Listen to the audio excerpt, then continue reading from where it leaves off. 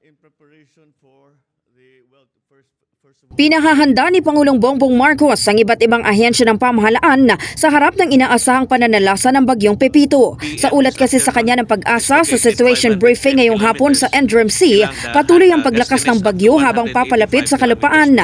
Posible rin itong maging super typhoon bago pa man maglandfall sa kalupaan ng Catanduanes bukas ng gabi o sa linggo ng umaga. Inaasahang tatahakin ng bagyo ang ilang parte ng Bicol Region, Quezon at Central Luzon. Sa ngayon, nakataas na ang storm wind signals sa halos sa buong Kabikulan, maging ang eastern parts of the Visayas, particular na ang Samar provinces. Ang highest signal ay signal number 2, but of course, inasahan natin na ito ay tataas pa habang papalapit ang bagyong Pepito. Sa ulat ng OCD, nakalatag na ang kanilang paghahanda sa mga lugar na dadaanan ng bagyo, partikular ang mga sea, air at land assets para sa mobility ng search and rescue simula pa noong November 4 dahil na rin sa sunod-sunod na bagyong tumama sa bansa. At the same time, we are calling all local chief executives, especially the governors, mayors, and punong barangays to implement response preparedness measures and activation of relevant national and regional coordination platforms such as the NDRRMC Interagency Coordination Center for ease of coordination and decision-making processes.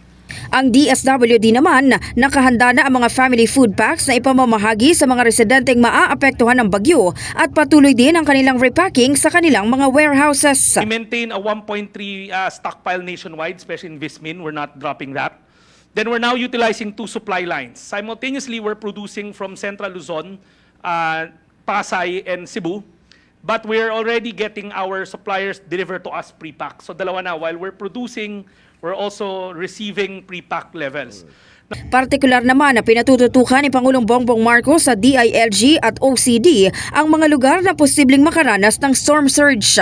Nais ng Pangulo na maintindihan ng mga residente sa lugar kung gaano kadelikado ang storm surge.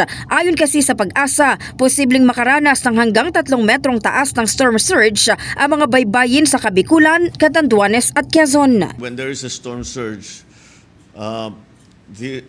it of course is very destructive in terms of infrastructure, both public and private. But also the casualty rate pag storm surge, kung hindi nakahanda ang tao, ang dami talagang natatangay. Ipinag-utos rin sa kanila ng Pangulo na isagad na sa worst case scenario ang ibigay na babala sa mga LGU para agad silang makapaghanda lalo't patuloy ang paglakas ng bagyo. But if we know that Pepito will get to that strength at some point, that's what we have to prepare for. We don't have to prepare for what's happening today, Friday, what's happening today, Saturday, palakas ng palakas, palakas ng palakas. Let's go straight to that worst case scenario. In the heart of changing lives, ito si Brigada Maricar Sargan ng 105.1 Brigada News sa Manila, The Music and News Authority.